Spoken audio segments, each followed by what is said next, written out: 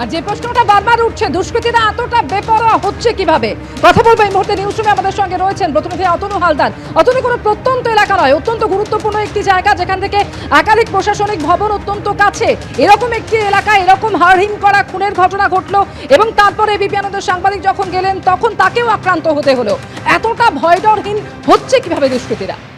দেখো, একবারই এটাই হচ্ছে সব থেকে বড় প্রশ্ন, যে ঘটনাটা আজকে ভোর 4টের একটু পরে এই গোলাবাড়ি থানা এলাকায় হাওড়ায় হয়েছে, এই ছবিটা দেখলে বোঝা যায় যে কতটা ভয়াবহ ঘটনা আজকে ঘটে গেছে। এই ছবির সামনে না এলে বোঝাই যেত না যে কতটা ভয়াবহ ঘটনা ঘটে গেছে। এখন প্রশ্ন হচ্ছে যে কোথায় ঘটছে এই ঘটনা। এটা কোনো প্রত্যন্ত গ্রাম নয়, কোনো মফস্বল নয়, কলকাতার পাশের শহর হাওড়া, সারা রাজ্যের প্রশাসনিক ভবন, প্রাণকেন্দ্র, নবান্ন থেকে মাত্র 6.5 কিলোমিটারের মধ্যে এই ঘটনা ঘটছে। নবান্ন থেকে যেখানে ঘটনা ঘটেছে এর যদি দূরত্ব দেখা হয় তাহলে মাত্র 6.5 কিলোমিটার। হাওড়া কমিশনারেটের মধ্যেই ঘটনা। হাওড়ার কমিশনার যিনি, তার অফিস থেকে 2.5 কিলোমিটারের মধ্যে। হাওড়ার যিনি ডিএম, তার অফিস থেকে 2.5 কিলোমিটারের মধ্যে। যে গোলাবাড়ি থানা, যেখানে এই ঘটনা ঘটেছে, যে থানা এলাকায়, সেই থানা থেকে দূরত্ব মাত্র 1.5 কিলোমিটার মতো। তাহলে যে জায়গায় ঘটনা ঘটছে তার 1.5 কিলোমিটারের মধ্যে থানা, 2.5 কিলোমিটারের মধ্যে ডিএম এর অফিস, সিপির অফিস, আর 6.5 কিলোমিটারের মধ্যে রাজ্যের প্রশাসনিক ভবন নবান্ন, যেখানে মুখ্যমন্ত্রী নিজে বসেন। তার মধ্যে এই সেই রকম একটা জায়গায় ভোরবেলায় একজন, তিনি খাবার কিনতে যাচ্ছেন, সেখানে তার বাড়ির সামনে, তার বাড়ি থেকে তা 50 ফুট মতো দূরত্বে, সেখানে দুষ্কৃতীরা ঘিরে ধরে তাকে পরপর 6 রাউন্ড গুলি করে মারছে। পয়েন্ট ব্ল্যাঙ্ক রেঞ্জ থেকে গুলি করা হচ্ছে। এটা আইন শৃঙ্খলার যে ছবিটা তুলে ধরে সেটা কখনোই ভালো কিছু নয়।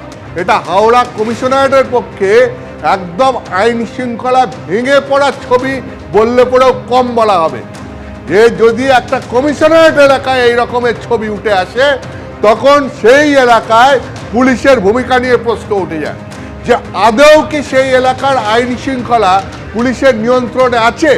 নাহলে দুষ্কৃতীরা এই স্পর্ধা কোত্থেকে দেখায় যে এখানে একজনকে গুলি করে খুন করে ওই রকম একটা এলাকায় সকলের সামনে দিয়ে দুজন দুষ্কৃতী বেরিয়ে চলে যায় এবং ঘটনা ঘটে গেছে প্রায় 14-15 ঘন্টা হয়ে গেল, এখনো পর্যন্ত কাউকে ধরা সম্ভব হয়নি। তাহলে পরে পুলিশ করছে না, তাহলে পরে কি এটাই ধরে নিতে হবে যে দুষ্কৃতীরা এই ঘটনার সঙ্গে যুক্ত? সেই দুষ্কৃতীদের সঙ্গে যখন দেখা যাচ্ছে তৃণমূল নেতাদের ছবি, তৃণমূলের প্রোগ্রামে ওই দুষ্কৃতী উপস্থিত, বা এরকম ছবি দেখা যাচ্ছে যে তৃণমূলের এলাকার বিধায়ক, তিনি বাইকে চড়িয়ে নিয়ে যাচ্ছেন ওই দুষ্কৃতীকে। আগের ছবি, আগের যে ছবি দেখা যাচ্ছে যে তৃণমূল নেতার মানে এলাকার স্থানীয় এমএলএ, সেই তৃণমূল এমএলএর বাইকে চড়ে ওই দুষ্কৃতী যাচ্ছে। তাহলে সেই কারণেই কি এরা এই স্পর্ধা দেখানোর সাহস পায়? এইটা একটা প্রশ্ন উঠছে। দ্বিতীয়ত হচ্ছে, পুলিশ কি সেই কারণেই নিষ্ক্রিয় থাকে? এই প্রশ্ন উঠছে। শাসকের হাত মাথায় থাকলে অনেক কিছুই হয়, আর সেগুলোই কি এইটার উদাহরণ? সেক্ষেত্রে সব থেকে বড় প্রশ্ন যেটা ওঠে যে সাধারণ মানুষ কি করবেন? এরকম একটা ভয়াবহ ছবি দেখার পর তো সাধারণ মানুষের মধ্যে আতঙ্কের পরিবেশ তৈরি হয়। আর এই সাধারণ মানুষের যাবতীয় নিরাপত্তার দায়িত্ব তো পুলিশ প্রশাসনকেই নিতে হবে। তাহলে যখন এই ছবি উঠে আসে আর পুলিশ প্রশাসন নিষ্ক্রিয়ভাবে বসে থাকে, তখন সাধারণ মানুষ কি করবেন? তাদের দায়িত্ব কে নেবে? তা নিয়ে প্রশ্ন ওঠে। দ্বিতীয়ত প্রশ্ন ওঠে যে সাংবাদিকরা যখন এখানে কাজ করতে গিয়ে এরকম বেধড়ক মার খেতে হয়, একটা ঘটনা ঘটে গেছে সেখানে কয়েক ঘন্টা আগে, পুরো এলাকায় পুলিশ রয়েছে, তারপরেও সেখানে একজন সাংবাদিক কাজ করতে গিয়ে বেধড়ক মার খেতে হচ্ছে তাকে। আমাদেরই সাংবাদিক মহিষ ঠাকুর চক্রবর্তীকে ওই এলাকায় বেধড়ক মারা হয়েছে। এবং তার কি দোষ? তার দোষ হচ্ছে সে খবর করতে গেছে যে কিভাবে এরকম একটা নৃশংস ভয়াবহ ঘটনা ঘটে গেছে, এবং সেখানে তাকে মার খেতে হলো। আর তার আর একটা কি দোষ, যে সে তার কয়েক মিনিট আগেই যে এমএলএ বিরুদ্ধে অভিযোগ উঠছে এই দুষ্কৃতির সঙ্গে ঘনিষ্ঠতার, সেই এমএলএকে সে বিব্রতকর কিছু প্রশ্ন করেছে, তারপরে এই সাংবাদিককে এরকম বেধড়কভাবে মারা হলো। কোথায় মারা হলো? যে এলাকায় তার একটু আগেই পুলিশ যে এলাকা দিয়ে ঘুরে গেছে সেই এলাকায়। তাহলে পরে এটা কি ধরে নিতে হবে যে পুলিশের উপস্থিতিটা শুধু নামমাত্রে, কাজে নেই?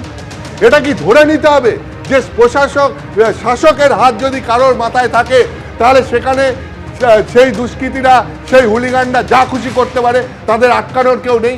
আজকের ঘটনা পর পর দুটো ঘটনা এই সমস্ত প্রশ্ন তুলে দিচ্ছে। একেবারে সঙ্গে থাকো অতনু। এবিপি আনন্দ, এগিয়ে থাকে, এগিয়ে রাখে।